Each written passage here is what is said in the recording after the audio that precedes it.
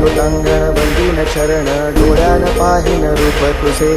मी अलंगिन आनंदे पूजिन भावे वाळिन म्हणे नमा त्वमेव माता पितात्मनेव त्वमेव बन्धुश्च सखात्मनेव त्वमेव विद्या सकलं त्वमेव सर्वं मम देवदेव कायेन वाचा मनसेन्द्रिये वा बुद्ध्यात्मना वा प्रकृतिस्वभावा करोमि यद्यत् सकलं मनस्मै नारायणायति समर्पयामि अच्युतं केशवं रामनारायणं